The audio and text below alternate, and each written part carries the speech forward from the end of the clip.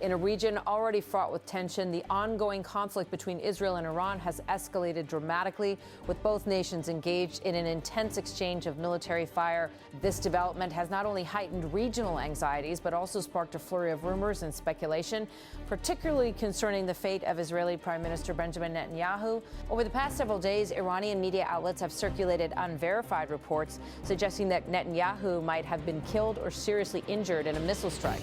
These claims, initially linked to Iran's Revolutionary Guard Corps, gained traction quickly, feeding into a broader narrative of uncertainty and fear.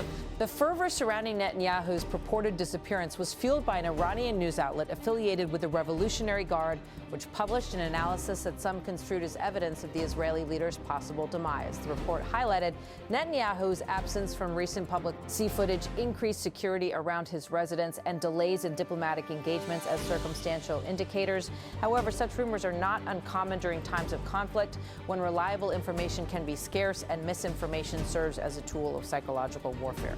Israeli officials responded swiftly to these allegations, dismissing them as false and designed to sow confusion during a period of heightened military activity. Netanyahu's office issued a statement categorically rejecting the rumors, emphasizing that he remains actively engaged in leading Israel through the crisis. To counteract the speculation, Netanyahu made a public appearance at a site in Israel that had been hit by Iranian missiles, a move intended to demonstrate his continued leadership and to underscore the baselessness of the rumors. Benjamin Netanyahu directly addressed the Iranian people, portraying the conflict not just as a military confrontation, but as a struggle with profound political and ideological implications. I've been speaking to you, and for your sake, for many, many decades now, he declared. The moment of truth is drawing near. Netanyahu emphasized that Israel's objective is not to divide Iran, but to liberate it and to coexist peacefully. He stressed the importance of the Iranian people's role in shaping their future, adding, "Freedom rests with you, the brave and long-suffering people of Iran." He expressed hope for a future where Israel and Iran could become true friends. Meanwhile, the conflict has reached a volatile stage, with Israel's Operation Lion's Roar targeting Iranian military infrastructure in major cities like Tehran and Isfahan. This operation represents a significant escalation in the long-standing animosity between the two nations, prompting immediate retaliatory actions from Iran. The exchange of missile attacks has become a near-daily occurrence, with both sides claiming substantial military victories. As the violence continues, civilians across the region brace for further escalation, and diplomatic efforts are underway to prevent the conflict from spilling over into a broader regional war. Netanyahu has been actively engaging with international leaders, such as French President Emmanuel Macron, to discuss the crisis and explore potential avenues for de-escalation.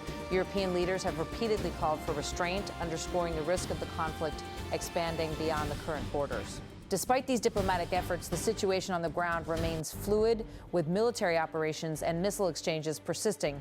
Iran recently launched another wave of ballistic missile attacks targeting Israel, with air raid sirens blaring across several communities in northern Israel. Residents were urged to seek shelter as the country's emergency system sprang into action. Fortunately, the missiles in this particular barrage did not directly impact populated areas, and no immediate casualties were reported.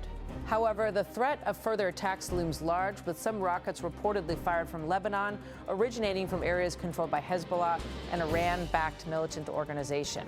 This highlights the broader regional implications of the ongoing conflict, with allied groups increasingly becoming involved. Earlier strikes had already targeted central Israel and settlements in the West Bank, with missile alerts triggering sirens across multiple cities. Although Israel's sophisticated defense systems, including the Iron Dome and David Sling, intercepted some of the incoming missiles, the relentless barrages have strained the country's defensive and emergency response capabilities. In retaliation, the Israeli military launched a new round of airstrikes inside Iran, targeting sites in Tehran believed to be linked to Iranian military and government infrastructure.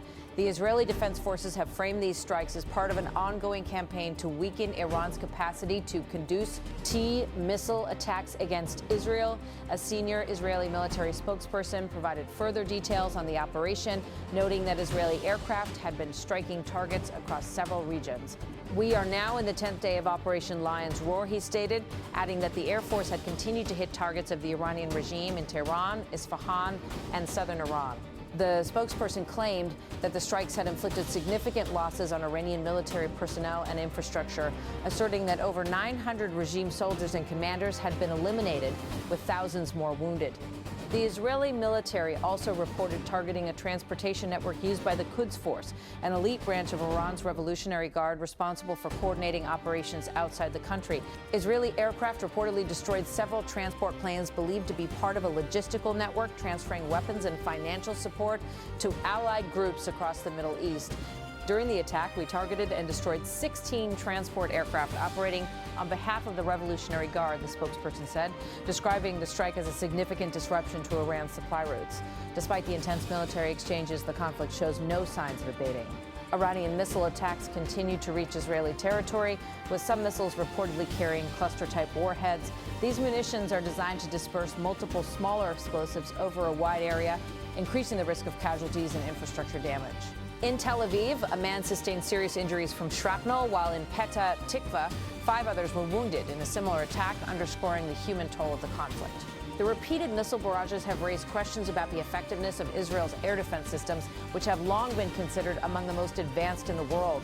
Military analysts note that the sheer scale and frequency of the attacks are testing these defenses, as large numbers of missiles launched simultaneously can overwhelm interception systems. Footage from impacted areas shows damaged streets, shattered windows, and debris scattered across urban neighborhoods, with emergency responders working tirelessly to assist survivors and assess the damage inflicted by the blasts. In the thick of a rapidly intensifying conflict between Israel and Iran, a wave of rumors and misinformation has swept through media channels, particularly regarding the status of Israeli Prime Minister Benjamin Netanyahu. Over recent days, unverified reports from Iranian sources have suggested that Netanyahu might have been killed or seriously wounded in a missile strike, claims that have quickly gained traction in various media outlets and online platforms. These rumors appear to have originated from reports linked to Iran's Revolutionary Guard Corps, which fueled speculation about Netanyahu's fate during the ongoing military exchanges between Israel and Iran.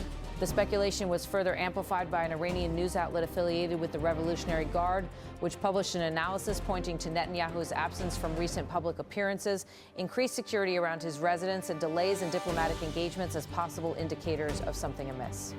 However, such claims are not uncommon in times of heightened conflict, where misinformation can become a strategic tool of psychological warfare. Israeli officials moved swiftly to counter these rumors, dismissing them as false and deliberately misleading.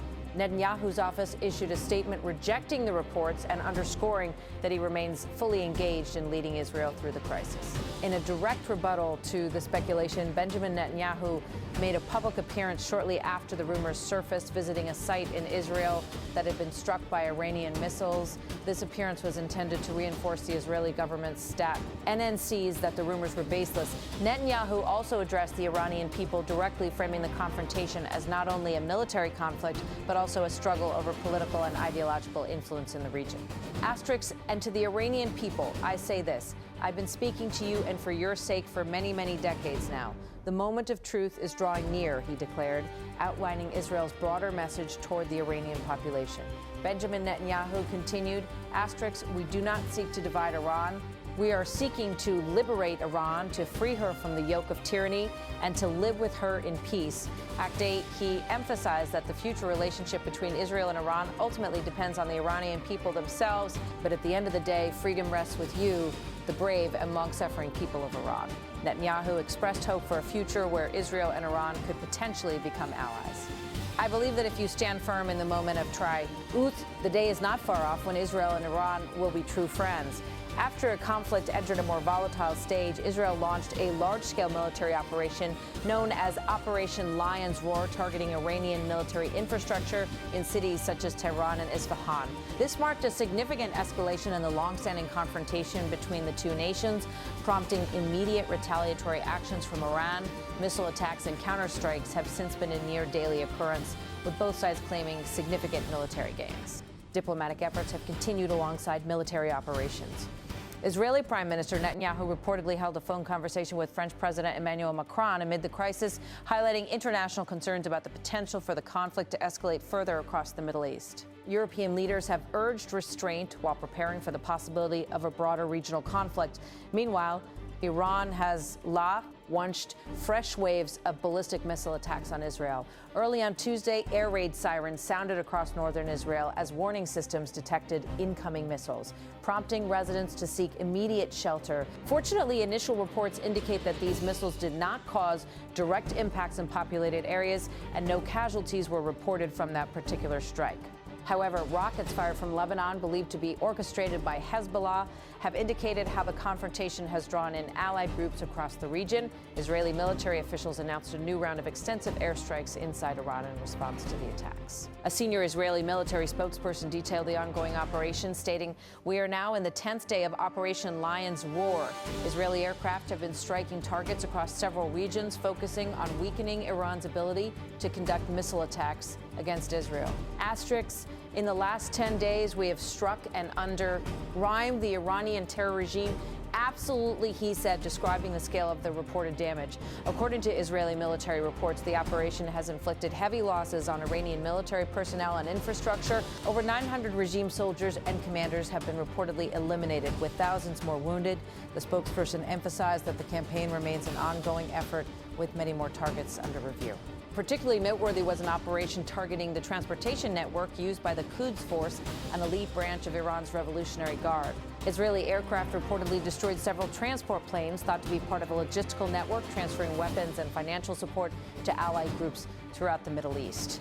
During the attack, we targeted and destroyed 16 transport aircraft operating on behalf of the Revolutionary Guard, the spokesperson added, noting the central role these aircraft played in supplying Iranian-aligned GUR. Outs.